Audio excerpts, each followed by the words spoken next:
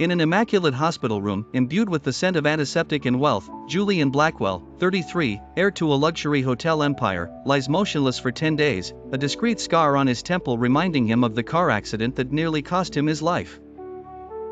Officially in a coma, Julian harbors a secret. He is conscious, feigning unconsciousness to unmask those who have betrayed him. Outside his private suite, muffled voices pierce the silence. Damien, his ambitious cousin, whispers with a calculating smile, "This is our chance, the board is getting impatient." Catherine, Julian's stepmother, coldly retorts, "We're not just taking a role, we're taking control. His assets are vulnerable." They discuss marginalizing Julian's lawyer, Avery Blake, and manipulating the nurse to expedite their plan. Julian, motionless, feels his heart race. The accident was not accidental. Waking 2 days after the crash, he chose silence, seeking to identify his enemies. Catherine and Damien's words confirm his suspicions. They want to declare him irretrievable to seize his empire. Then, softer footsteps resonate. Nora Ellis, the nurse, enters, her clear voice devoid of false sweetness. "Hello, Mr. Blackwell, it's me." With calm efficiency, she checks his vitals, adjusts his blanket, and brushes his hair with a professional touch. Julian, observing through half-open eyes, perceives in her a rare humanity, different from the coldness of his family. Nora is not complicit with the Blackwells. She acts with care, reading books aloud at night, softly humming. That evening, she sits beside him, sighs, and murmurs, "I think you can hear me." Julian holds his breath, captivated by what she might reveal. Nora Ellis, sitting by Julian's bedside, lowers her voice as if sharing a secret. "I took this job for the money, it's not a crime. But now, I see things that aren't right." She glances nervously at the door. "Your cousin, Damien, said on the phone that you wouldn't wake up anytime soon. His tone scared me. I believe they want to make you disappear." Julian, motionless, feels a shiver. Nora has sensed the plot. She whispers that she should stay quiet, take her paycheck, and leave, but her conscience won't let her. "I've lost too much to be complicit in this.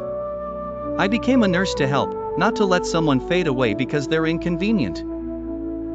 She announces that she will keep 2 journals, an official one for the hospital, and another, honest one, hidden in her locker, noting every detail of the care and her observations. Julian, moved, feels a glimmer of hope. Nora is an unexpected ally. She adjusts his fore, places the little prince on the table, and promises to read him something human tonight.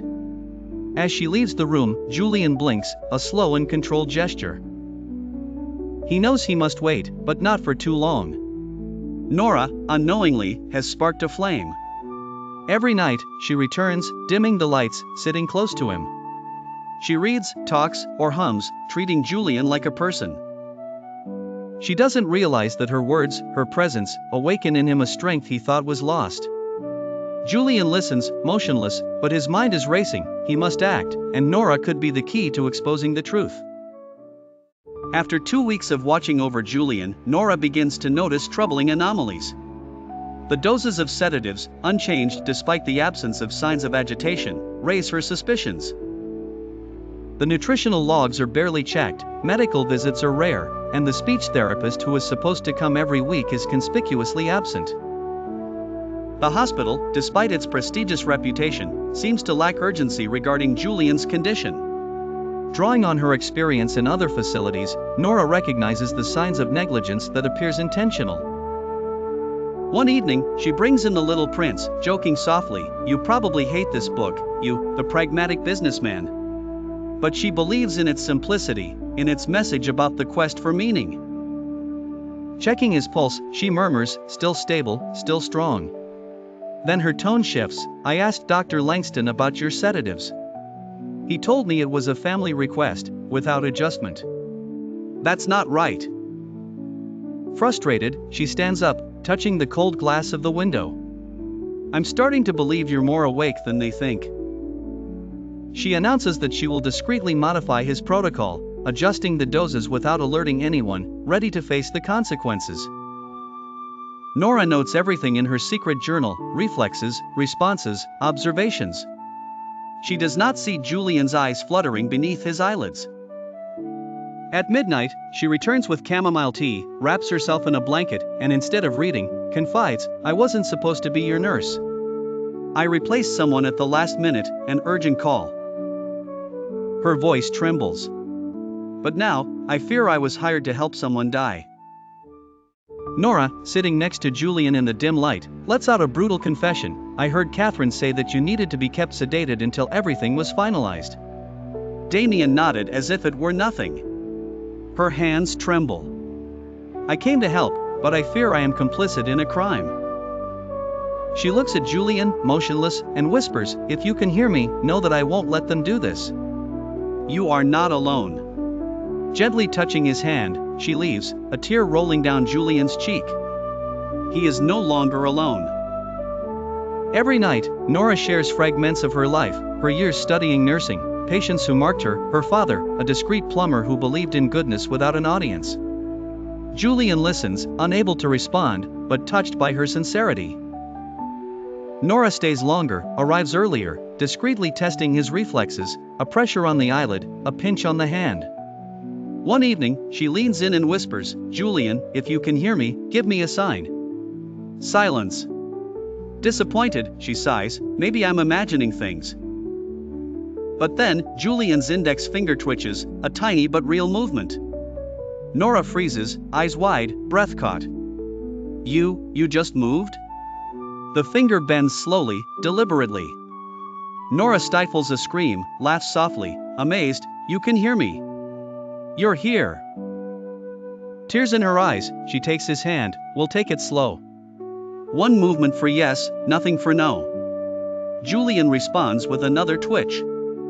From that moment on, a silent alliance is born, a language of signs and trust that changes everything. The discovery of Julian's movement transforms Nora's routine. Each night, they communicate through simple signs, a tremor for yes, a tap for no, a light breath for fear. Nora brings cards with letters, allowing Julian to form words slowly, sometimes frustrating, but precious. She smiles at each response, patient, never rushed, treating his limitations with warmth. Their bond deepens. Nora shares her favorite songs, her taste for coffee, her childhood memories of watching the hotel guests where her mother worked, imagining their lives. Julian, through his glances and signs, reveals truths he has never confessed. He never wanted this life of power, preferring peace over glory. One night, Nora asks, "You never wanted all this, did you?" His finger bends, "Yes. You sought peace, not power." Another yes. Nora sits, thoughtful, "Neither did I want to be a nurse just to pay the bills. I wanted to help, but I ended up surviving instead of living." Julian brushes her hand, a fragile but intentional gesture. Nora takes it, murmuring, "I won't let them hurt you." Their complicity becomes a strength. Nora notes every progress in her secret journal, unaware that Julian, through his silences, begins to see in her more than an ally. Together, they build a plan to expose Catherine and Damien. Julian, though limited, feels a new determination, fueled by Nora's faith in him, a faith that makes him human again. Nora and Julian, now partners in a secret fight, know they need evidence to unmask Catherine and Damien. One evening, Nora whispers, massaging Julian's hand, "We need solid proof, and we must be careful." Julian blinks, then moves his finger, "Yes." Nora pulls out a tiny device from her pocket, a discreet camera borrowed from a technician friend. "I'll hide it in the medicine cabinet. That's where they talk when they think they're alone." Julian nods in agreement. That night, gloved, Nora places the camera in a ceiling panel, its sensor activated. 2 days later, she retrieves the recording before the cleaners arrive. In the break room, headphones plugged in, she watches the footage, her heart racing. First, silence, then footsteps. Damien's voice, "This nurse is getting too curious." Catherine, calm, "Let her ask questions. In 2 weeks, we'll file a do not resuscitate order." Damien objects, "Julian has no living will, it will attract attention." Catherine retorts, "We'll say he expressed it verbally. The hospital board is on our side." Then, the chilling phrase, "Keep sedating him." And that nurse, she needs to disappear after the formalities. Trembling, Nora saves the video on 3 devices, a USB drive, an encrypted cloud, and her phone. With Julian, she drafts a message. "Who can we trust?" she asks. Julian blinks twice, signaling Avery Blake, his loyal lawyer, sidelined by the family. Nora sends the video with a note, "Mr. Blake, Julian is alive, and this is a crime. Help us." Holding Julian's hand, she murmurs, "They won't win." He responds with a slight squeeze, sealing their alliance. On a Tuesday morning, Julian opens his eyes, a glimmer of hazel beneath his lashes. Nora, adjusting his oxygen monitor, notices the flutter and holds her breath. "Julian?" His eyes blink, once, then again, fully. He is awake, for the first time in weeks. His gaze finds hers, intense, alive. Tears well up in Nora's eyes. "Hi, you're really back." He tries to speak, but his throat is dry. She gently stops him, "Not just yet, let's take it slow. You're safe." Carefully, she helps him sit up, propped by pillows. The silence that follows is not heavy, but sacred, filled with a deep connection. That evening, Nora returns after her shift, a thermos of tea and a notebook in hand. "I thought we could talk, with words this time." Julian manages a smile, his voice hoarse, "Tea." She laughs, handing him the cup. They speak in fragments, Julian mostly listening, nodding, his eyes never leaving hers. Nora tells him about the exchanges with Avery Blake, who is coming with a legal team. "You'll regain control of your estate, and there will be justice. Hang in there." After a pause, Julian murmurs, "You hung in there for me." Nora, moved, looks down. He reaches out, brushing her hand, "You saved me." Nora exhales, overwhelmed, "I didn't know what I was doing at first, I just refused to be cruel. But talking to you, reading, I started to care for you, not for your name, just for you." Julian, with soft eyes, whispers her name, sealing a bond that now transcends the patient-nurse framework. In the dim light of the room, Nora, sitting beside Julian, let slip a truth she had been holding back, "I think I'm falling in love with you, and I hate that it's at the worst possible time." Her voice breaks. "You've been through hell, you don't need me to complicate things." Julian weakly yet firmly squeezes her hand, "You are the only thing that makes sense of all this." Nora, tears in her eyes, laughs softly, "It's insane, I'm crying for my patient." Julian murmurs, "I'm no longer your patient." A warm silence settles, heavy with a new truth. Their bond, born in struggle, has transformed into something deeper. Outside, the wind rustles the trees, but inside, Julian and Nora, hand in hand, no longer fear feeling. In the following days, Nora plays the role of the model nurse by day, noting the vitals, nodding at Catherine's condescending remarks. But at night, with Julian, they become accomplices, survivors. They perfect their language, a blink, a tap, a breath. Nora massages his hands to stimulate his muscles, whispering plans. Avery Blake, contacted, prepares a legal counterattack. Julian, the weak, gains strength, buoyed by Nora's determination. One night, she shares an anecdote about her father, who believed that kindness didn't need an audience. Julian, with a glance, tells her he understands.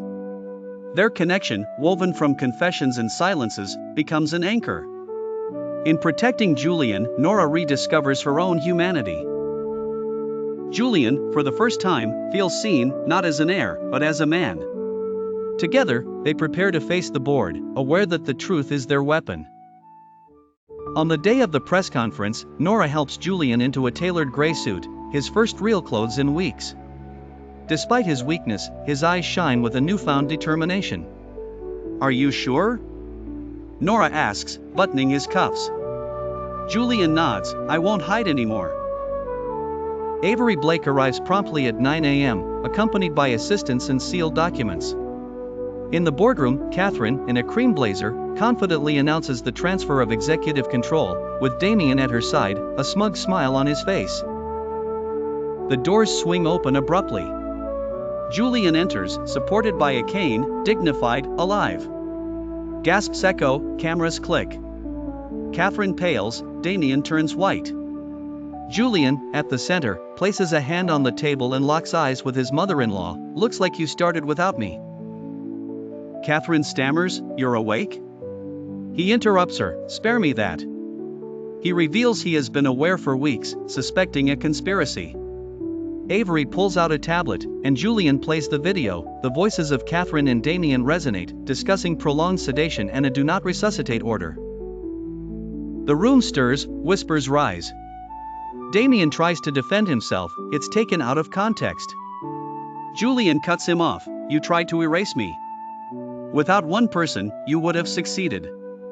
He turns to Nora, discreet in the back, "She stayed, she believed in me, she saved me." Catherine scoffs, "You fell in love with the nurse?" Julian, "I see, no, I chose her, just as she chose not to be your accomplice." Avery announces lawsuits and Julian's reinstatement. Catherine and Damien leave the room, their power shattered.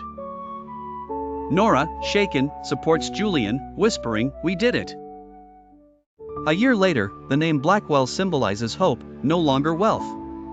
Catherine, imprisoned for attempted murder and medical fraud, and Damien, sentenced to 15 years, are shadows of the past. Julian, withdrawn from hotel operations, creates the Nora Ellis Foundation, fighting against medical abuse and supporting whistleblowers. Nora, initially reluctant, accepts the name, "You gave me my life back, now we help others." Their first program opens in the hospital where it all began, transformed into a bright place. Their refuge, a house in the canyons of New Mexico, becomes their haven of peace. One evening, on a trail, Julian kneels, offering a rose gold and jasper ring. "Nora, you saved my life, my name, my hope. Will you marry me? Not the millionaire, just me." With tears in her eyes, she embraces him, "Yes, always." Their wedding, in a garden near the clinic, gathers a chosen family, without cameras. Nora notices a young nurse, inspired by their foundation to report abuses in her hospital, now in nursing school. That evening, under lanterns, Julian whispers, "Do you think they will forget?" Nora smiles, "No, not if it reminds that truth can prevail, that love surpasses betrayal." Hand in hand, they are no longer survivors or heroes, but two free souls, finally at home. Their story, born in silence, proves that compassion can triumph, that truth, carried by courage, is always reborn. Nora and Julian, through their persistence, remind us that believing in someone can change the world.